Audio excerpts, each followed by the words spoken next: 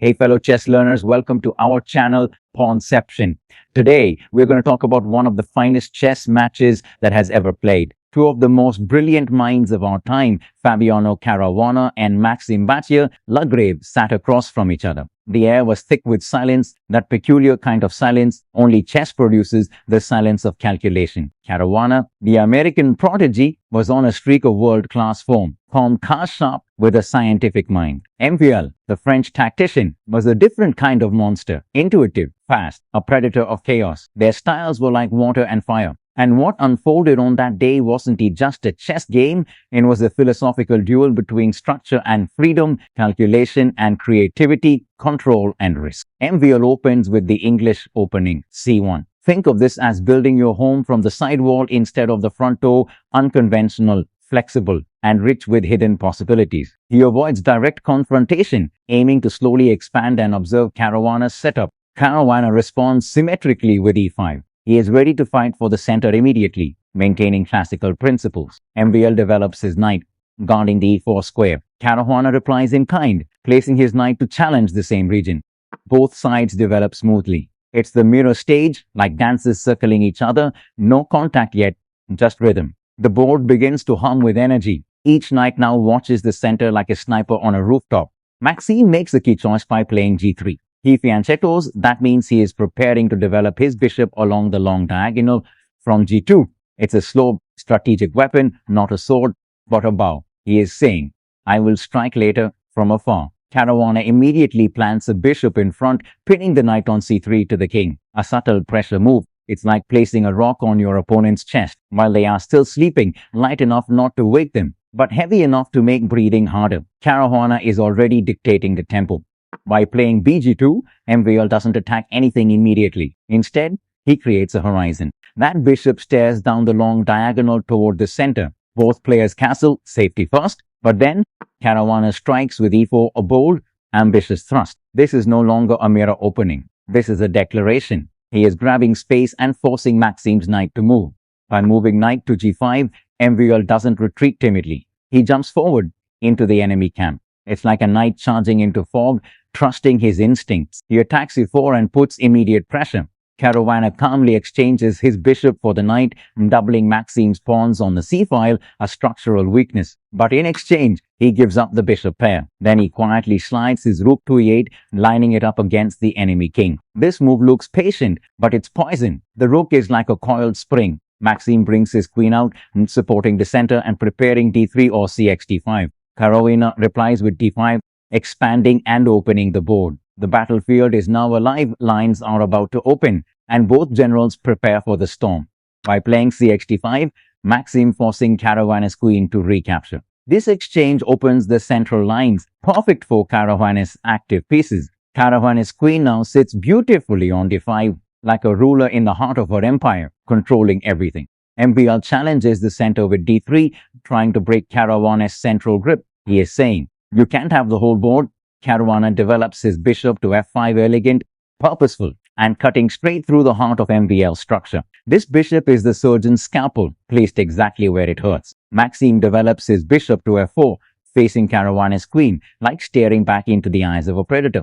Caruana answers with H6, a little pawn push, but a deeply human one. It's not just a move, but a warning. Step closer, and I will strike. MVL finally decides to simplify. He captures on E4, removing some pressure. Caruana immediately takes back. Both are recalibrating. Think of this like a chess version of exhaling. Both sides remove tension, but only to inhale again with greater force. The white queen slides to B2, eyeing the long diagonal. This is a latent move, the kind that doesn't shout, but whispers. She is connecting the rooks and preparing to strike later. Caruana coolly plays B6, making space for his rooks. If he had ignored this, the back rank might have suffocated his light squares later. Caruana's understanding of timing here is clinical. Maxime centralizes his rook, aiming to control the d-file. He is preparing to contest open lines once they appear. Caruana shifts his queen to c5, a subtle masterstroke. She maintains pressure on c4 and e3 squares, and importantly, eyes the king's side from a distance. This queen is running away. She is repositioning like a sniper moving from one hilltop to another. Finally, MVL captures on e4, clearing the center. Caruana recaptures with his bishop, and suddenly, That bishop on e4 sits perfectly, slicing through the board diagonally. It's one of those moments in chess where you realize this isn't coincidence, this is choreography. Maxime tucks his bishop back to f1 defensive, but preparing for a later regroup. Caruana doubles down with e7, eyeing the e-file with predatory intent. Two rooks are soon to align like loaded cannons. Maxime begins counterplay on the queen side with f4, expanding space and opening potential for a5. But Caruana calmly plays e8, doubling his rooks. Now the entire e-file belongs to him, a sword forged from patience. MVL brings his rook to c1, doubling on his own file. The duel of rooks has begun. Then Caruana, in a stroke of psychological aggression, plays g5. This is not just a pawn move, it's a roar. He is saying, I am coming for your king. Maxime retreats his bishop to d2, fortifying his position. Caruana slides his queen to f5, creating pressure and linking up with the g5 pawn, like a general riding alongside the frontline soldiers. Every move now has emotional weight. The players aren't just calculating, they're feeling the board. Maxime finally breaks the tension with f3, a defensive but necessary move. With this move, he weakens his own king's fortress. If he hadn't played it, Caruana's pressure on e4 would have suffocated him. So, it's a survival move, not a strike. Caruana instantly checks with the queen with the move qc5. It's a tempo move, forcing Maxime's king to show his hand. Like a boxer testing the opponent's guard before the real punch, Caruana wants to push the king into a slightly awkward spot. Maxime tucks his king away to h1, calm, soft, patient, perhaps a little nervous. Now his king is safe, for the moment, behind a fragile web of pawns. Caruana now develops his bishop to bd5. That's not just development, it's occupation. He is planting a flag in enemy territory, controlling both diagonals. Maxime tries to fight back with be1, trying to trade off that dominating bishop later. Caruana calmly slides his bishop to bc4, holding pressure and refusing trades. Notice how the bishop coordinates perfectly with the queen and rooks. All lines converge toward the enemy king. Finally, Maxime fights for freedom. He moves his pawn to e4. This pawn thrust is like breaking open the gate of a besieged city. Bold, risky, necessary. He is expanding the center, hoping to loosen Caruana's bind. But every pawn move is a commitment. Now his king's defense becomes paper thin. Caruana immediately snatches the bishop on f1, the key defender. It's not just about material, it's psychological. Removing that bishop removes spiritual shield of white around his king. This is how grandmasters think, not just in moves, but in relationships between pieces. Maxime recaptures with his bishop, maintaining some sense of coordination. Caruana responds with qc4, keeping his queen active and targeting both flanks. This move is elegant, the kind that whispers checkmate in a few moves, time if ignored. Maxime brings his rook to f1, completing his regroup. But Caruana strikes like lightning, Chuek a4, capturing the loose pawn and opening a new front. His queen now controls both a4 and e4 diagonals.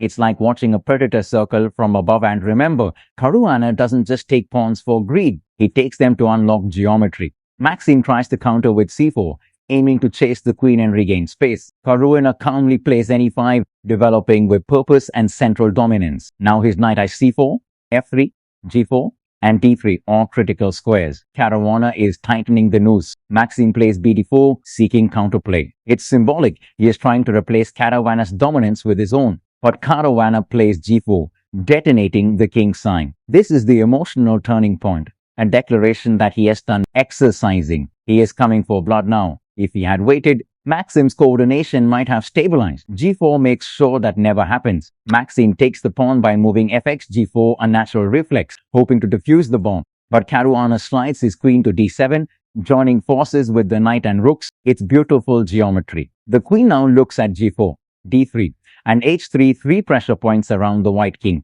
He is like a painter using 3 strokes to finish a masterpiece. Maxime retreats his queen to c3, defending along the diagonal. Caruana replies with c5, kicking out the bishop and creating more space for his knight. Now his knight, both rooks, and queen all hum in perfect harmony. MVL trades his bishop for the knight, the only practical defense. Caruana recaptures with the rook, keeping all his attacking pieces aimed forward.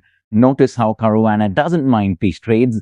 As long as his momentum continues, he is winning emotionally. MVL brings his queen to f3, defending weak points and centralizing. Caruana immediately doubles down rx c4. This move is clinical. He is cutting through the last thread of resistance, trading tactics for time. He is stripping the board to reveal only his dominance. Maxime tries one last stand, doubling rooks, hoping to generate counterplay down the d-file. Caruana calmly shifts his queen to e6, reinforcing everything and preparing the finishing blow.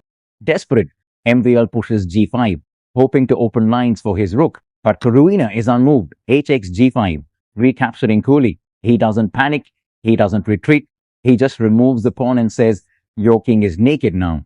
Maxime brings his rook to d5, one last hope of counterattack, but Caruana slams g4, the final hammer. Now, both the g-file and d-file belong to him. The attack is irreversible. If Maxime had any dreams of holding, this is the moment they die. MVL retreats his queen to c3, a silent admission that the storm has overwhelmed him. Caruana responds with re5, cool, elegant, final. The rook defends everything and prepares to advance again if needed. At this point, every evaluation bar on earth would say the same thing. Black is completely winning. And that's where MVL resigned. The handshake, calm, respectful, ends a masterpiece of logic and timing. No blunders, no fireworks, just the slow tightening of the nose, every move cleaner than the last. Caruana showed the essence of top-level chess, that beauty doesn't always come from attack. Sometimes it comes from control. He turned a symmetrical opening into domination. He gave up nothing, took everything, and left his opponent with no air. For beginners, this game is a revelation. It is not about speed. It's about understanding, seeing how each move fits into a larger plan. Caruana didn't defeat MVL with tricks. He defeated him with truth. If you found this breakdown insightful, please like the video, share it with fellow chess lovers, and subscribe to the channel. Comment below. Let's talk chess one brilliant move at a time.